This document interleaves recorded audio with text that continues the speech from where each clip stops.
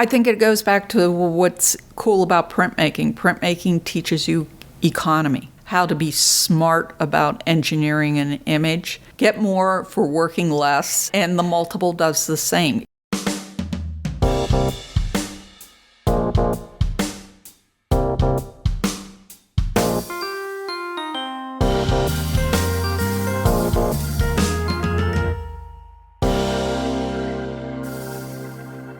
Hello, print friends, and welcome.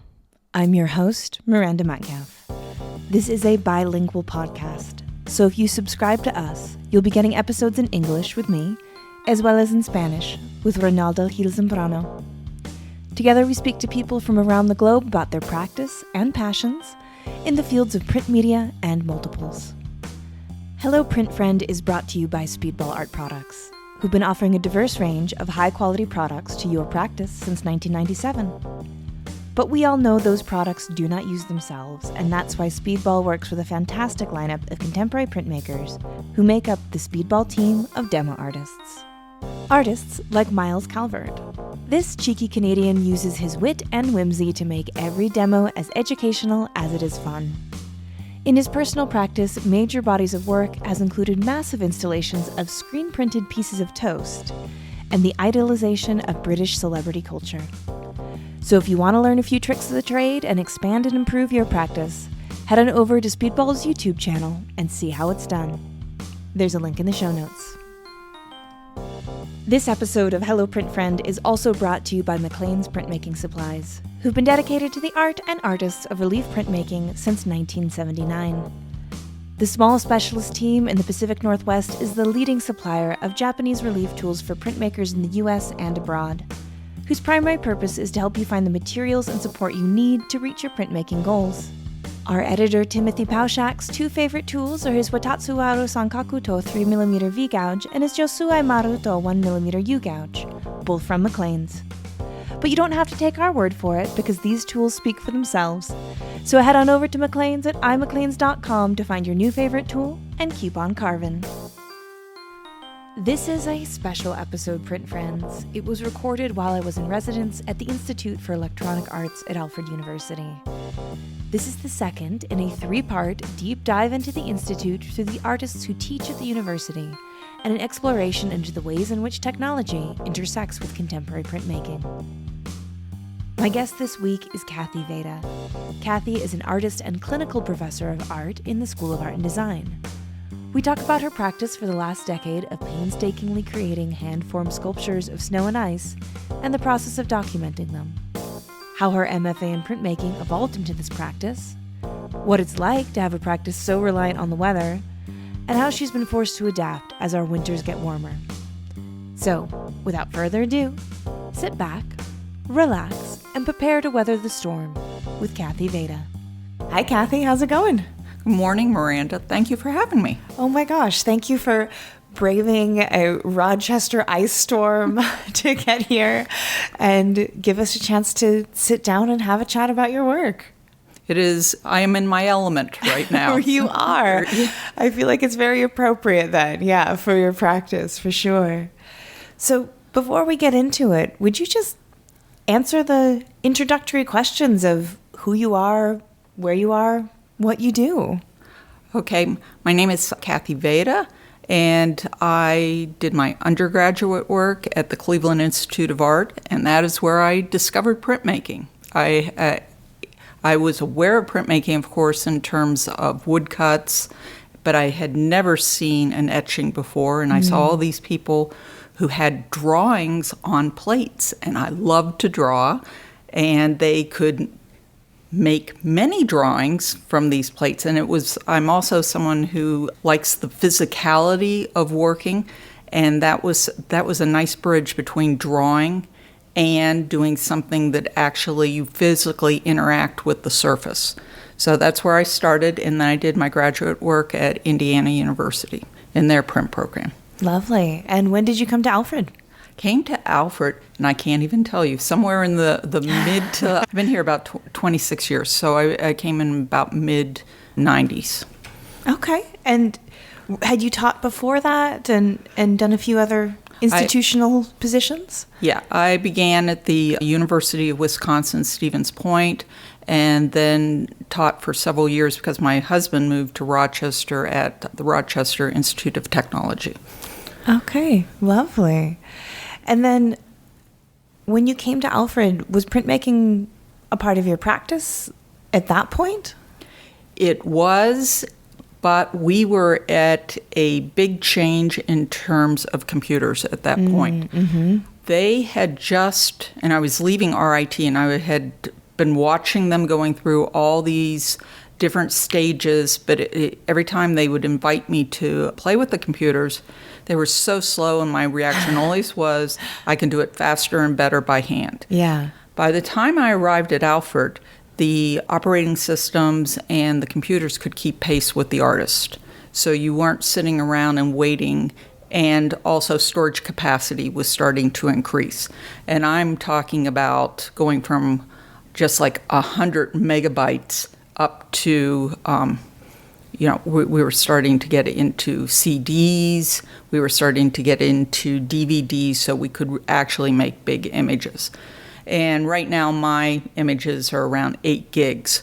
So this was important, but there are things that I do today that were get workarounds in the early days. So I tile my images up to create a higher resolution image because in the early days, that was what you absolutely had to do. The equipment cameras did not take high resolution images. And when we're printing on large format printers, all it would do is just destroy the resolution when we enlarged them. Mm-hmm. Yeah. So I learned certain tricks that to this day serve a different purpose. They expand the time within an image. So if you're painting or you're drawing, I've had art curators refer to my work as timescapes.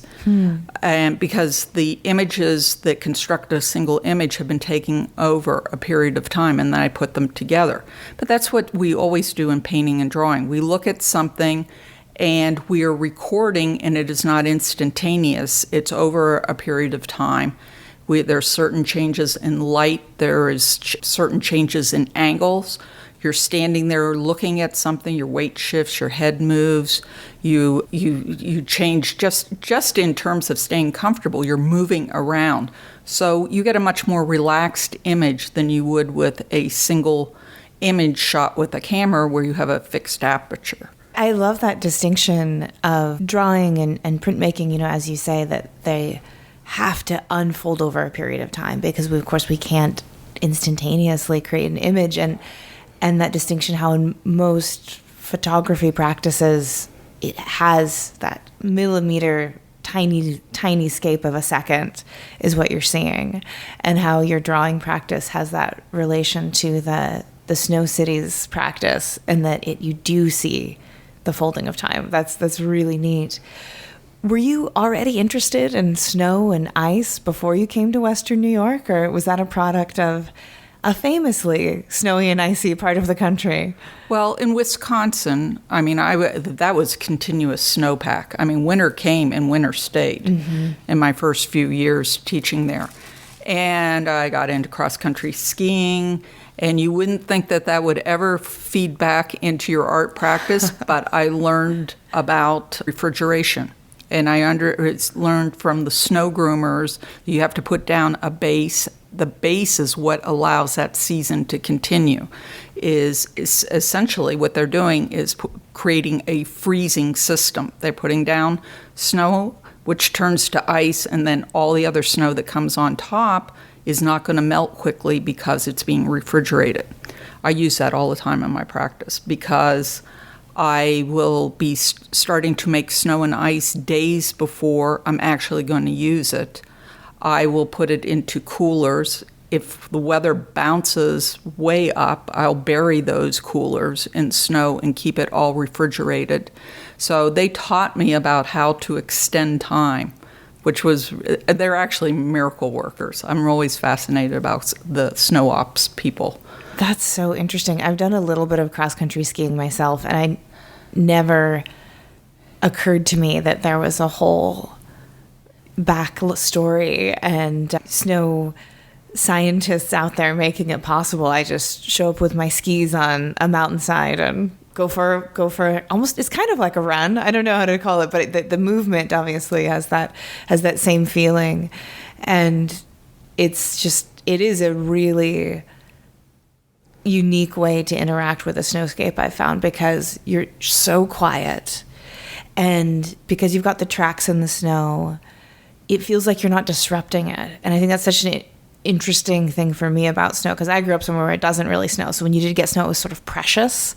And so you wanted to go out and interact with it, but you felt like you were disturbing it by doing it, that your presence was kind of destroying the pristine nature that you were enjoying at the same time. And with cross country, you just have these two parallel lines that if you stay in them, I always felt like you get to have your cake and eat it too when it comes to being out in the snow without the feeling of being too disruptive anyway.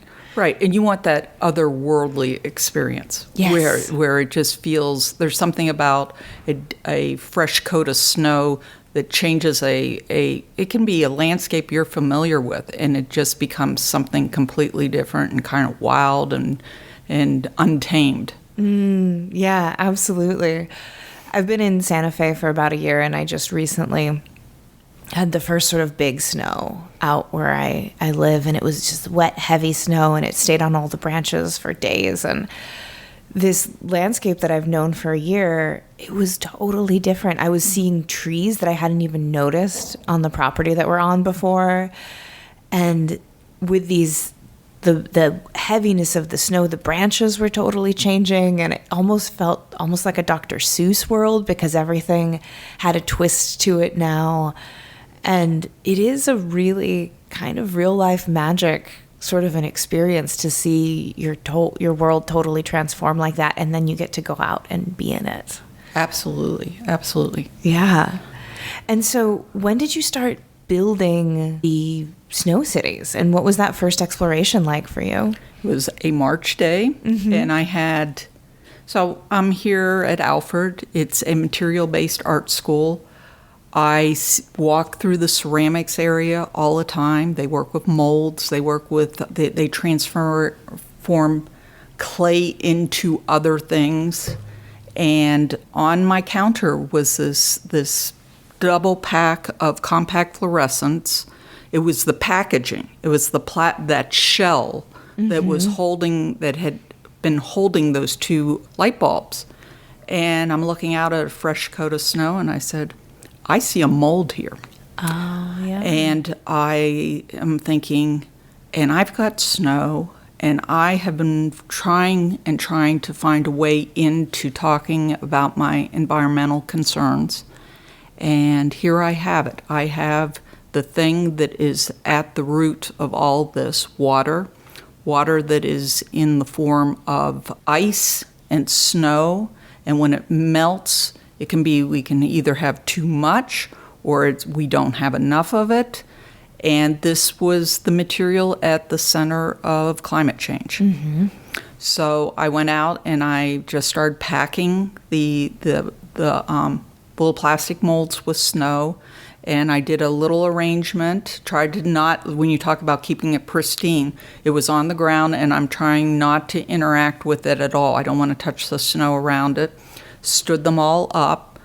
I got my camera, got my tripod, documented it, waited. It was March, so the sun's coming. It's happening very fast. They eventually all fall over, and I go out and documented it again. And I print it. People see it, and they make comments. And I actually, though, did not know what to do with that for a couple years. It was a couple years later, and I was going, there was something really magical about this. This really is touching upon something important. And I started thinking about it. And as we went into and I had some failed attempts where I was really trying to control the situation, really overly controlling a situation. And I was thinking I could do it digitally. And I realized that was way harder than actually going out and building stuff. And so when the winter set up, it was just a small table. It was 4 feet by 4 feet. I had I think it was like a rabbit pan that I used for a reflecting pond that I put to the front of it. And I had this thing in my mind, and I was like, can I do this? Can I build this? And I built it in a few hours and photographed it, and I got what I envisioned. I had this reflecting pond. I had built this architectural structure of snow, and at that point I was like, yeah, I can do this. And that was where it started. And some of them are very small. Some of them can be done in 24 hours. And some, my biggest ones, go in a wedge because of the way the camera works off of a tripod. Think theater, that you do a wedge, and think theater in terms of raking the setup too, that it gets gradually higher and higher.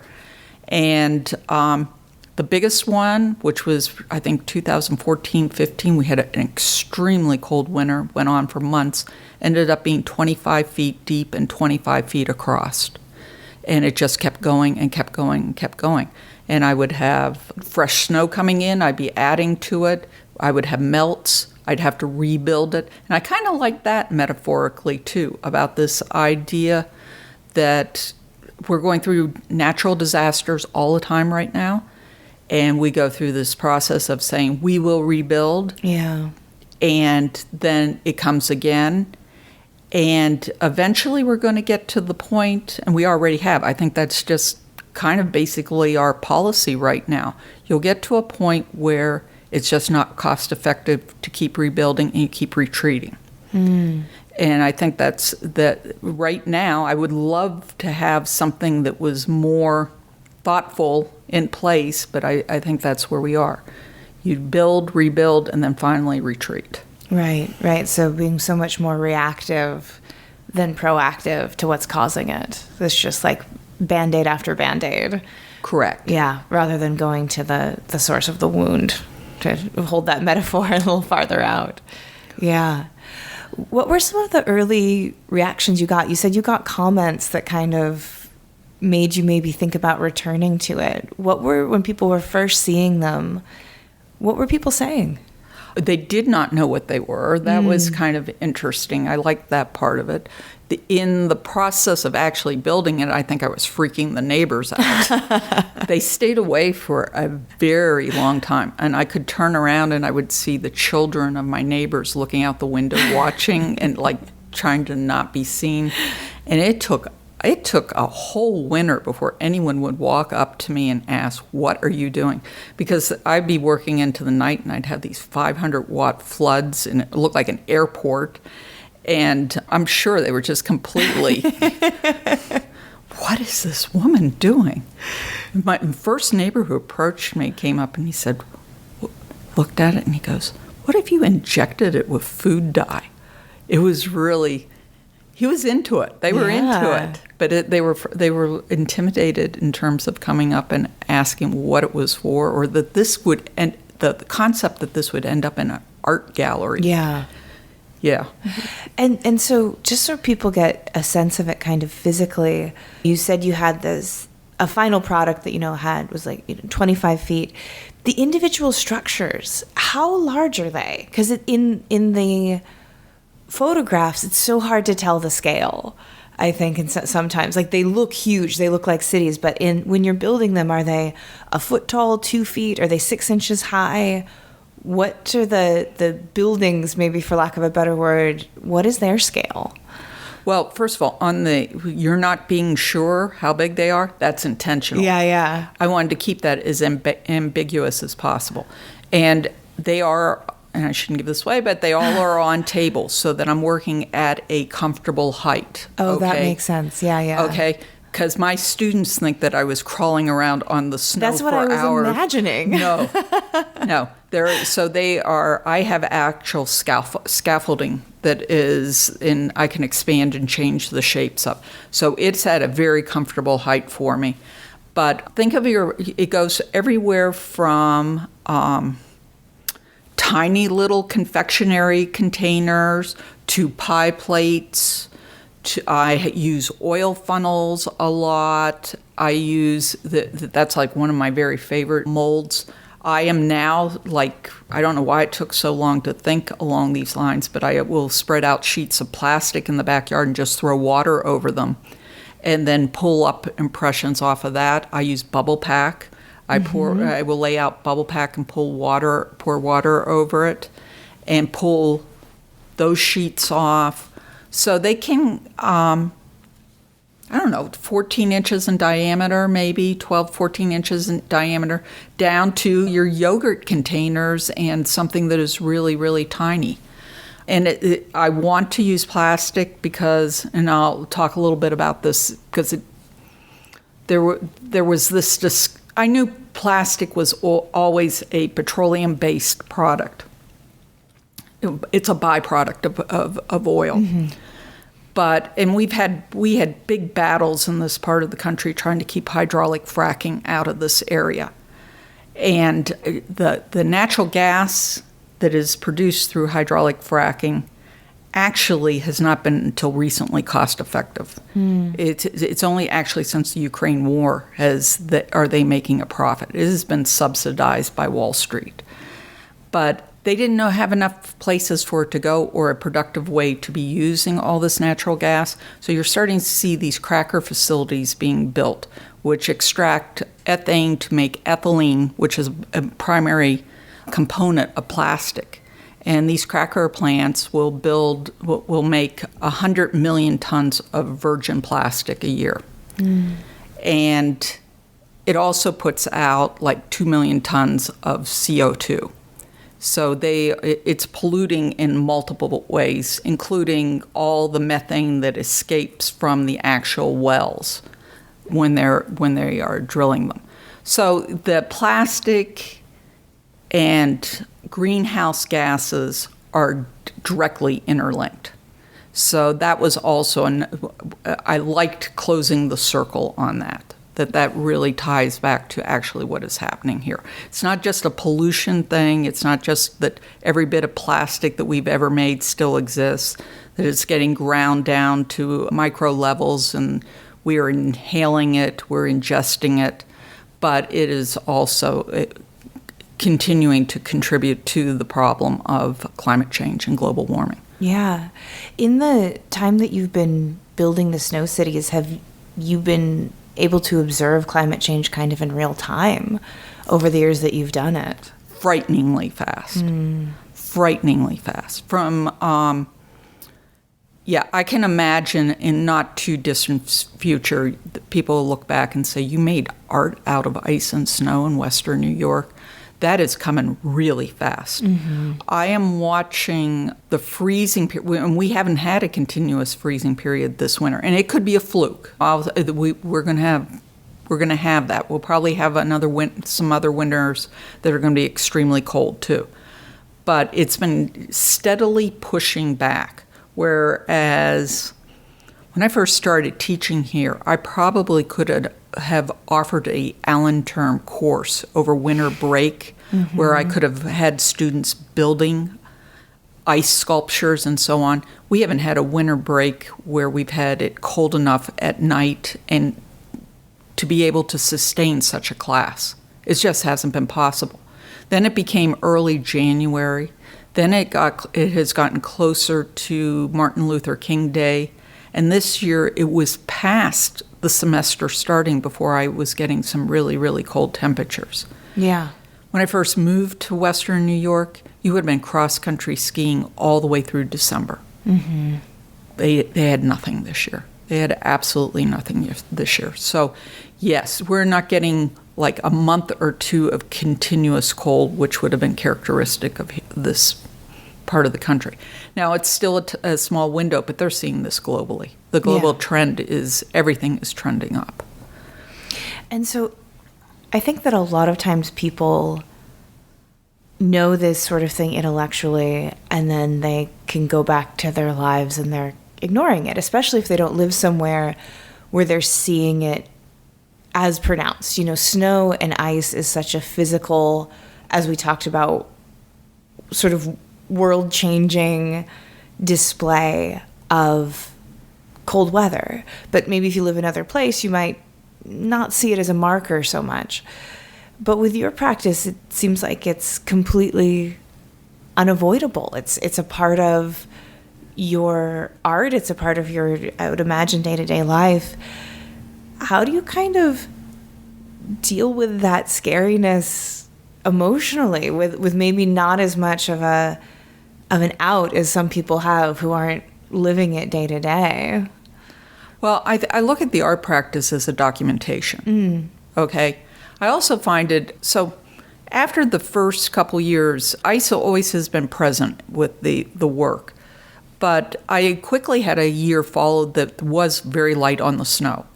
And that's where I started to depend on ice. And then I started to realize I could build cantilevered structures. I could defy gravity. Which you can't do with snow. Snow is really about stacking and going from a broad base to a narrower base at the top. Ice, I can do all kinds of things that completely defy gravity. And so that's us engineering around a problem, okay? And I liked that part of it. I started to realize I wanted to span things. Let me create these structures. So Bubble Pack's perfect for creating these laced structures that I can build bridges, and I have planes now. Where I was starting with volumes and modules, and I've gone from modules to having all these new planar structures that I can incorporate in. The work itself is also evolved. So I'm talking right now in terms of architecture. The more recent work does not involve architecture. More recent work is treating all this as artifacts. And I am starting to build compositions and just starting to put it all together in terms of if you just found it out there, outside, just the remnants of plastic, instead it's remnants of these ice forms. And how high can I build them, and how that's some of the gamesmanship that is going on right now.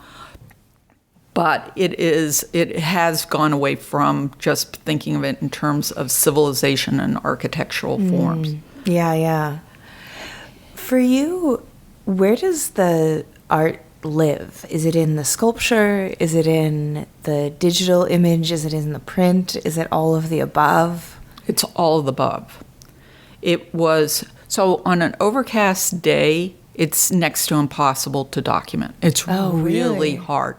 It's actually hard to work, too. I lose my depth perception when I'm out there. It's very frustrating. I've turned it around and turned on a 500-watt flood to see if I could get anything. And they're absolutely useless. You think it's dark out, but it really is not. And a 500-watt flood has absolutely no impact.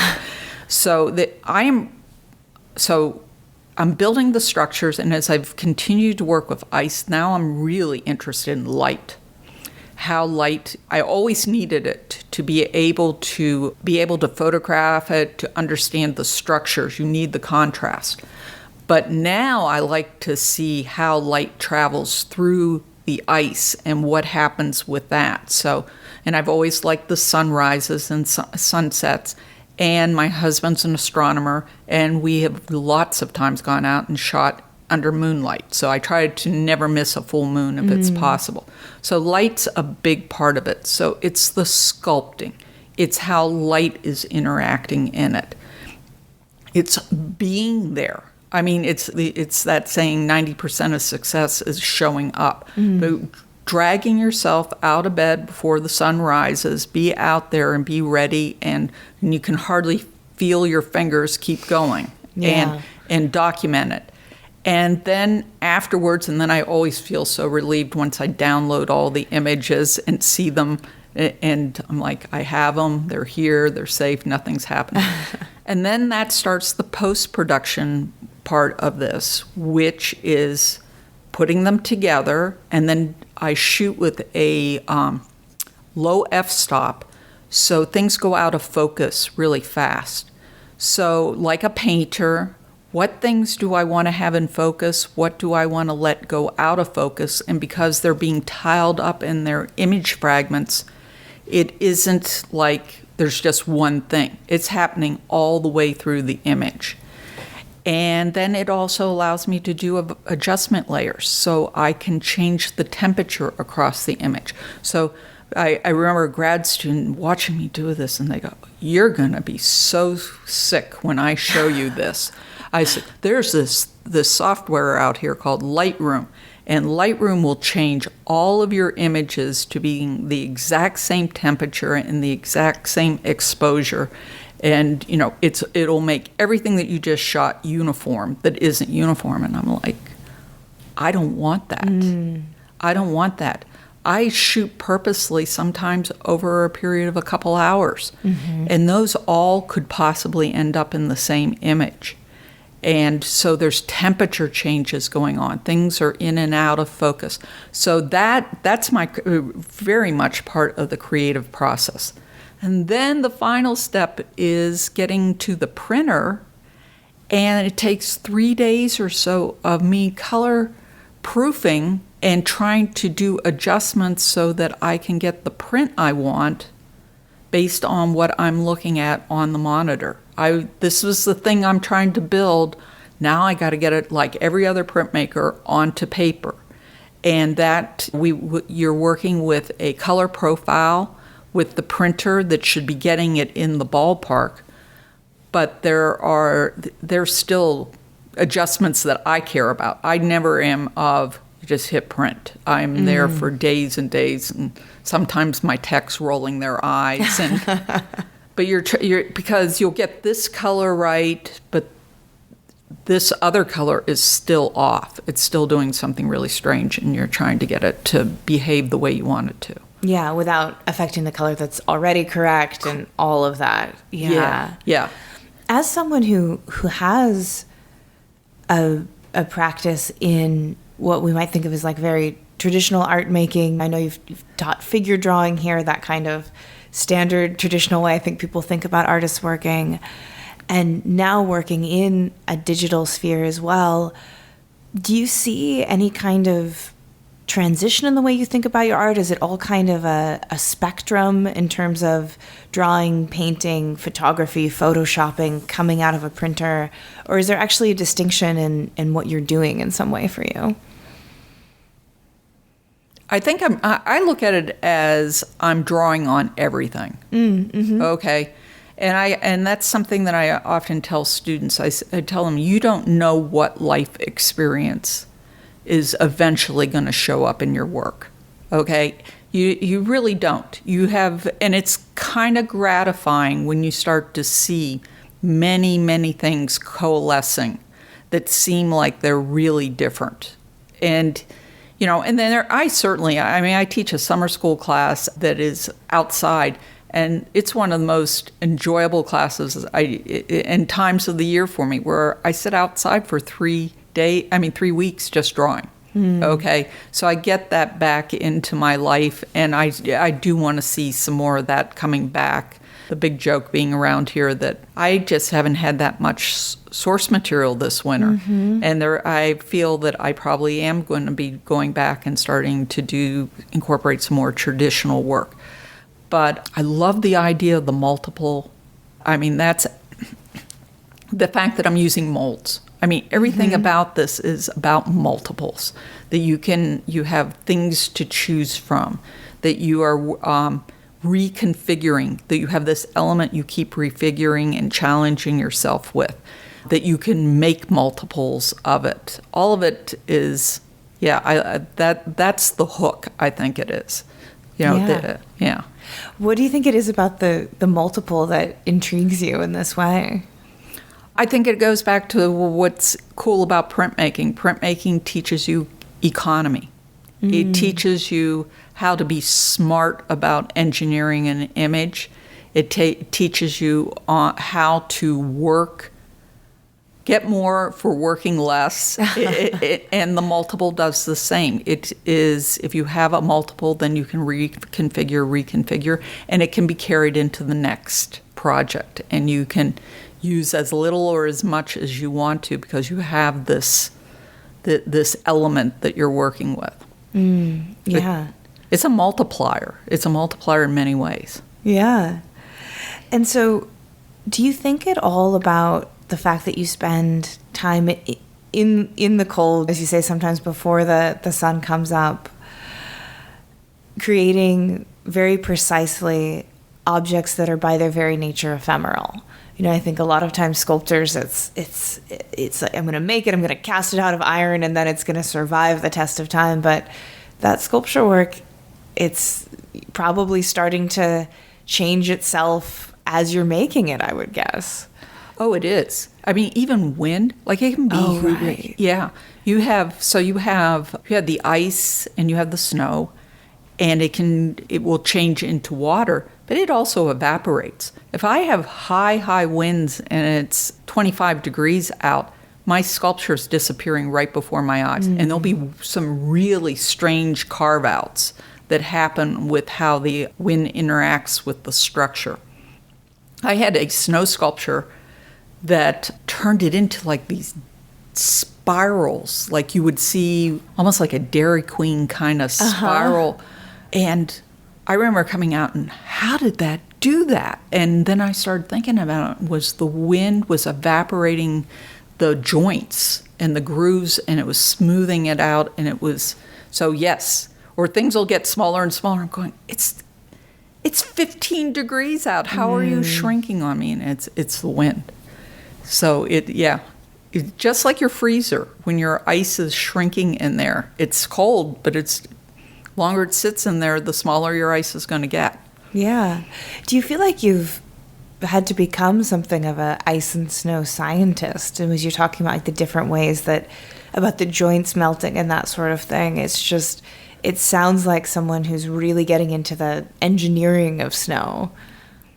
It's been fun. So people say, so all my work also is additive. So if you you think of people who do ice sculpting, for most part, I think it's mostly subtractive. They're like using tools and chainsaws or whatever and subtracting the material.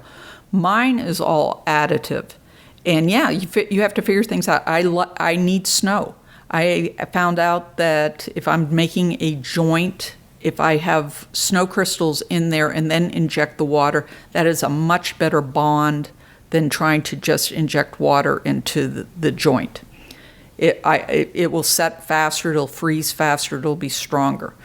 They'll go through periods where we'll have a day, the sun will come out, and we'll have a warm-up. The whole thing will start to sweat, and then it'll freeze again. And then you have this beautiful, polished, uniform surface, which is different than when in the morning you put them out. Snow looks gorgeous in the morning. Yeah. It has refrozen. It gets this kind of frost on it. That frost will make the ice semi-opaque. It'll start to cause a little opacity.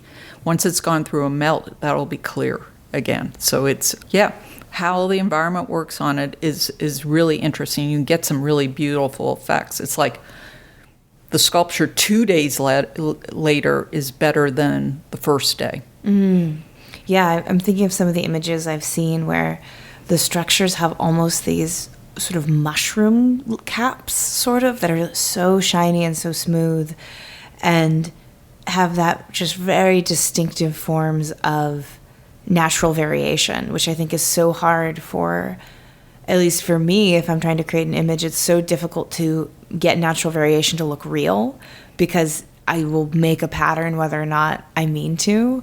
But when you really let the elements work on it, it seems like you can capture that aesthetic of chance.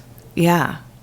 Yeah, and going back to the chance part and capturing that. So it's documented every single day because ice is really strong. It's also really brittle. Mm-hmm. And it does not take much to create a catastrophe that would take like a whole section of like a whole day's work will go. And when it goes down, it doesn't go down in pieces. It pulverizes. It's like dust. So part of the documentation, it is to see the progress and the evolution. It's also an insurance policy on all the work you've done. because you can get really complacent. You're going along and everything's going really smoothly, and you're pretty darn proud of yourself that you're getting really good at this, but you're wearing these. I'm wearing mittens and a heavy coat, and all this clumsy garment is on, except for the hand that I'm working with, which I have heaters in my pockets, and I have to strip down to a really, really thin glove to have good contact. But it doesn't, all I have to do is forget about this other hand, and I can just whack something, and everything goes crashing down. Yeah. And then you just have to just reset yourself and go back in. Right. And molds stop working as the temperatures change. So if like you're packing with snow and it's going well, and maybe a degree or two has changed outside, now it's sticking. Now you can't get anything to come out cleanly, and you're throwing more over your shoulder that you can't work with, and you just have to put that away, and you have to try something else that is working. So people ask me, are you planning these in advance? And no, I have to do what nature gives me. Yeah. I want to work at a certain tempo. You don't want to work too slowly. I think that's like everything, like drawing, anything that you do well, you get a working tempo going.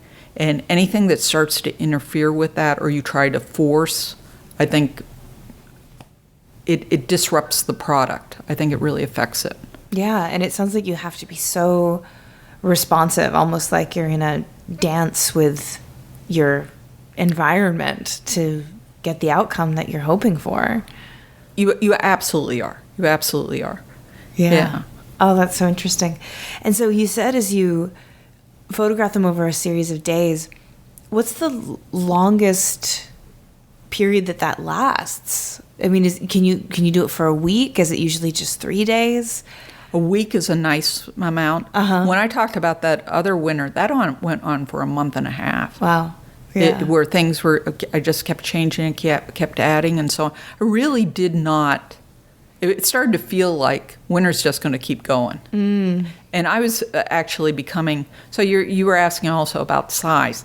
On that one, this happens lots of times. I have to have ladders out there to get to the top of certain structures, so that I'm climbing up there. It's physical.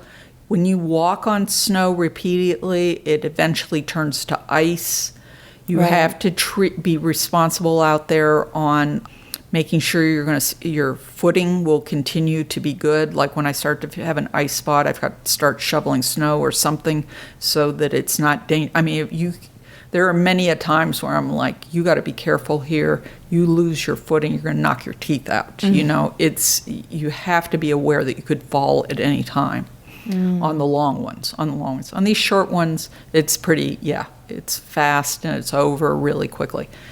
And I have no remorse on them going down. When you were asking about that, no, that's just part of it.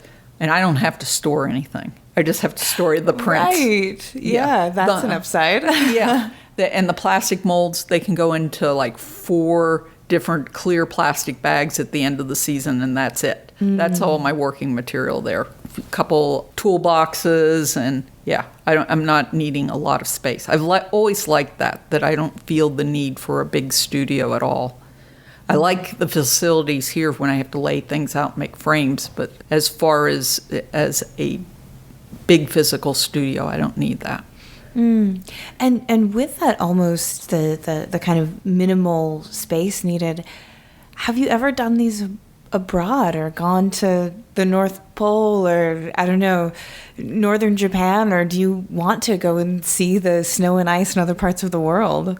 I really should be doing residencies. I'm certainly looking at a few in Canada. I have done one in the southern Adirondacks. I did a project up there. And the purpose of that really was, they gave me a show, but it also proved to me that I could do it. Okay, and it was planned a full year in advance for a date in February where there were going to be 300 people there at the end of it. And I was going to give a talk. They were there for other things, but there were going to be people available. So I arrived, and we hadn't had any snow, and I get closer and closer, and the snow's piling up. And I'm looking at the roofs, how much snow they have on the roofs, and I get up there. And now I'm really concerned, how long is it going to take me even to clear a space to work? And I arrive, and they show me where I'm going to be, and I'm going, do you have a snow shovel? And they go, snow shovels are for kids. And and he said, how big of a spot do you want? And he comes around the building with this big tractor with a snowblower, and he clears this area like 50 feet by 50 feet in 10 minutes. And he clears a space for my car so I can drive my car right up, because I brought ice that I had packed in dry ice with me. I brought my molds. I brought everything.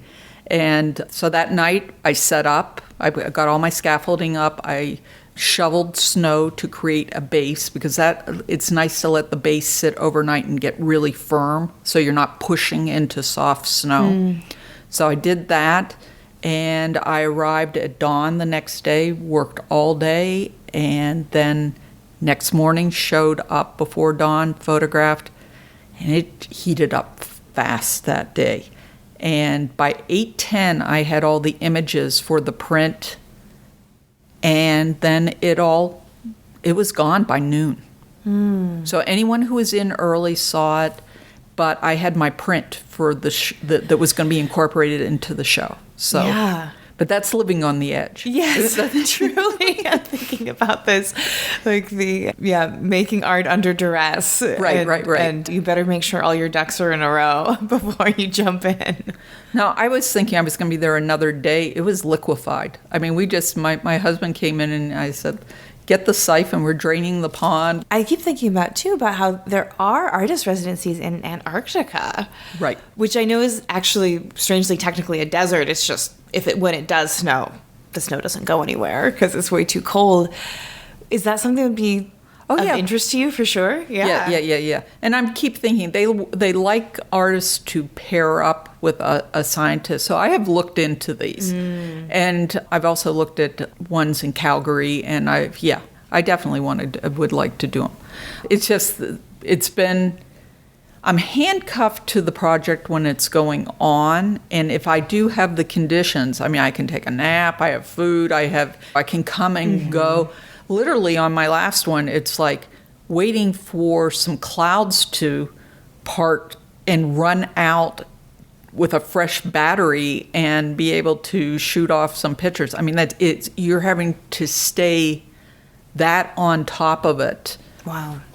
Because things are changing. I've got a question too for you that's sort of about the process of finding something for you as an artist that you do feel like you can return to over many years and do variations on a theme that continue to be rewarding.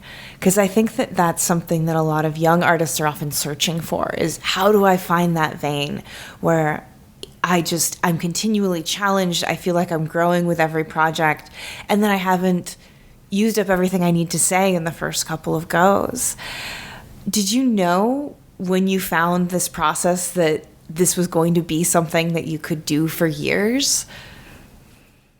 I thought it had legs. I definitely did that. I thought there were a lot of aspects to it, but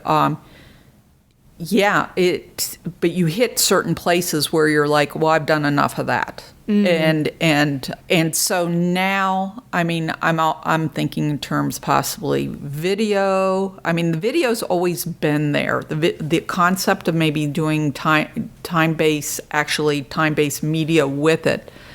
But it's really, I almost need an assistant at that point.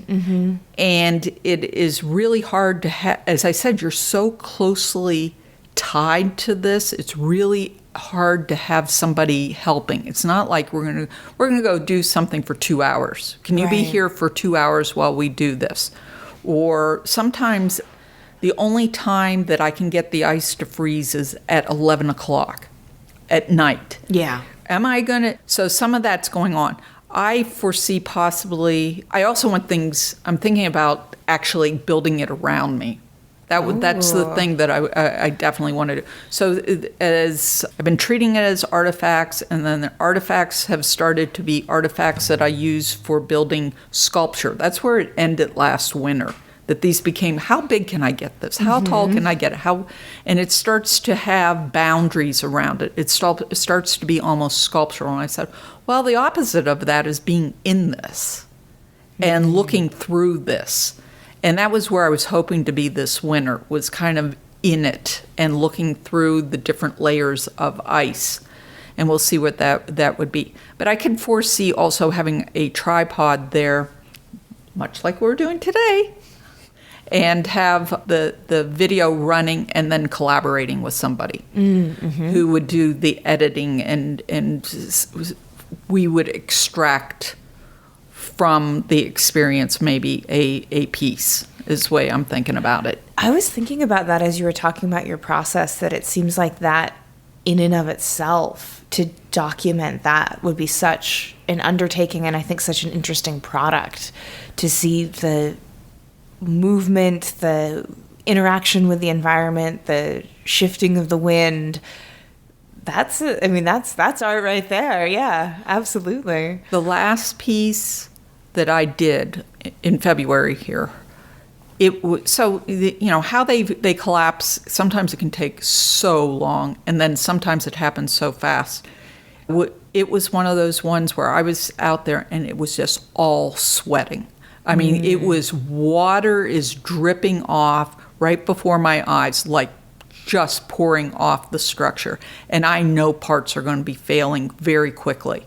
And I was really sad that I didn't have a camera with me, because it wasn't like, well, we've shot 9 hours or 6 hours to watch one little thing fall over type of thing. This was really going quick. And it would have been, and it was good lighting. It would have been fun to have had. Yeah. And you mentioned earlier about the necessity, perhaps even, of folding drawing or lithography or something into it, as you said, as your working days of viability in Western New York get smaller.